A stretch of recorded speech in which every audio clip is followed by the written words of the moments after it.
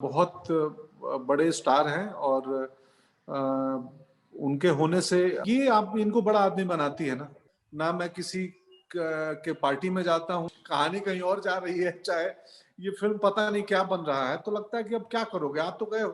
होना चाहिए सरकारी दफ्तरों में, उसकी कमी दिखती है अक्सर। रसिका जादूगर मैजिकल है। देवेंदु का ऑब्जर्वेशन बहुत शार्प है।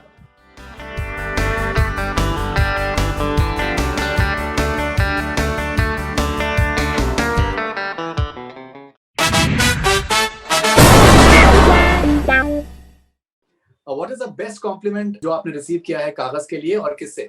एक सीनियर आईपीएस ने मुझे फिल्म देख के फोन किया और बोले कि पंकज, तुम्हारी फिल्म पति पत्नी दोनों ब्यूरोक्रेट्स हैं वो, कि यार तुम्हारी फिल्म देखते हुए मुझे लगा कि हमें और बेहतर होने की, हमें और सेंसिटिव होने की जरूरत है कि हम कई बार बड़े केसेस, बड़े मामले में एक छोटे आदमी की फरियाद को लगता है कि बहुत छोटा है यार, इसका क्या है, मतलब इसको रहने दो।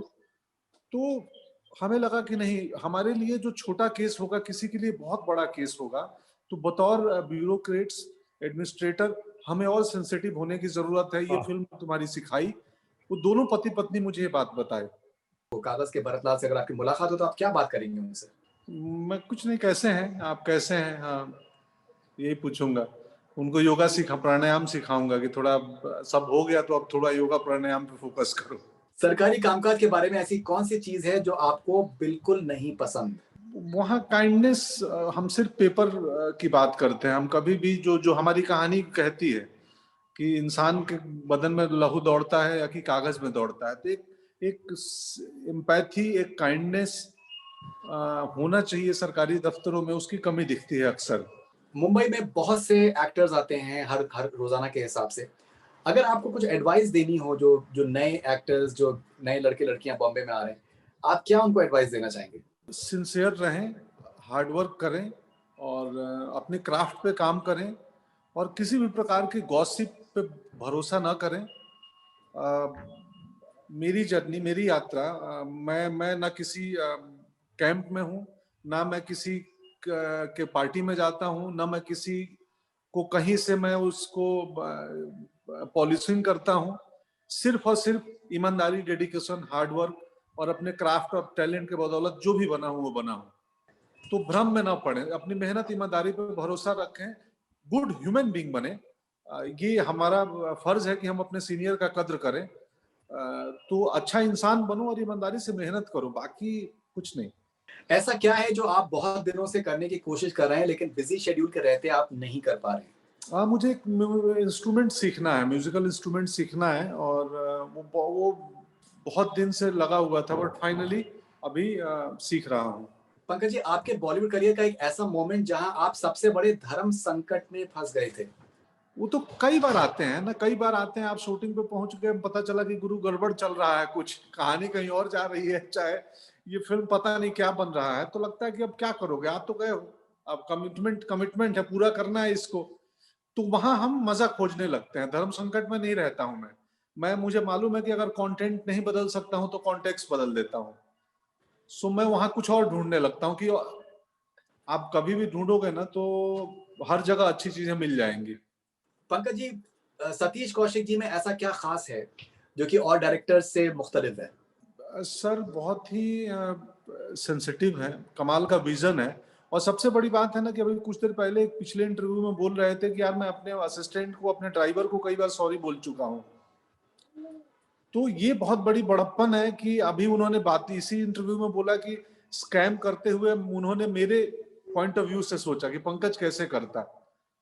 तो ये आप इनको बड़ा आदमी बनाती है ना, ऑफ कोर्स, कि हम दूसरों के प्रति कितना सोचते हैं। मुझे भी याद है, मैं अपने असिस्टेंट को या किसी को, कई बार हम एक्टर होते हैं, किसी जोन में होते हैं चलते हुए, और किसी ने मुस्कुरा के हेलो किया, हम रिप्लाई नहीं दिए, याद ध्यान में नहीं आया। मुझे लंच ब्रेक में याद आता है कि यार मैं स्टूडियो में आ रहा था तो गेट पे वो बंदा शायद मुस्कुरा के मुझे हेलो किया था। अब लंच ब्रेक में मैं उसको खोजता हूँ, बोलता हूँ हेलो यार, मैं उस समय तुम्हें रिप्लाई नहीं किया था ना। वो बोलता है नहीं सर, नहीं आपने किया था। मैं बोला अच्छा, मुझे लगा कि मैं नहीं किया हूँ तो सॉरी, मैं किसी और जोन में था। That's really commendable. In following लोगों के बारे में आप ऐसा क्या है जो कि आप बहुत पसंद करते हैं? अनुराग कश्यप के बारे में आप क्या पसंद करते हैं? बहुत ही ब्रेव डायरेक्टर हैं और रिस्क खूब लेते हैं फिल्म मेकिंग में।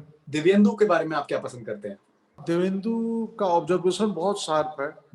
जब भी वो समाज में आसपास किसी कैरेक्टर को देखता है, विद इन सेकेंड उसको ऑब्जर्व कर लेता है और परफॉर्म भी करता है कि देखो वो कैसा कर रहा है। रसिका दुग्गल जी के बारे में आप क्या पसंद करते हैं? रसिका जादूगर, मैजिकल है। वो जब पर्दे पे आती है ना, वो धीरे से मुस्कुराएगी और कुछ जादू कर देती है। ऑलराइट, इन फॉलोइंग सेंटेंसेस को प्लीज कंप्लीट करिए पंकज जी। मेरा 2021 के लिए संकल्प है ये है कि इस साल मैं थोड़ा सेहत पे ध्यान दूंगा, एक म्यूजिकल इंस्ट्रूमेंट सीख लूंगा और ठीक ठाक फिल्में करूंगा। ओके, सलमान खान का नाम जुड़ते ही कागज को बहुत हेल्प हुई क्योंकि वो बहुत बड़े स्टार हैं और उनके होने से हम फिल्म को सिर्फ सपोर्ट मिला, हौसला मिला और बजट भी मिला। मुझे याद है कि जब इसके बैनर आने के बाद सतीश सर ने क्राउड बढ़ा दिया, बोलते हैं हालांकि हम लोग कागज क्यों सर, कागज गए थे हम लोग फ्लोर पे तो छोटी ही फिल्म थी, लेकिन बनते बनते बहुत बड़ी हो गई। इनफैक्ट बहुत सारे क्राउड के शॉट फिल्म को थोड़ा क्रिस्प करने के लिए, वरना ऐसे ह्यूज शॉट है जिसमें 2-2 हजार क्राउड दिखता है, जो इस्तेमाल भी नहीं हुआ है फिल्म में।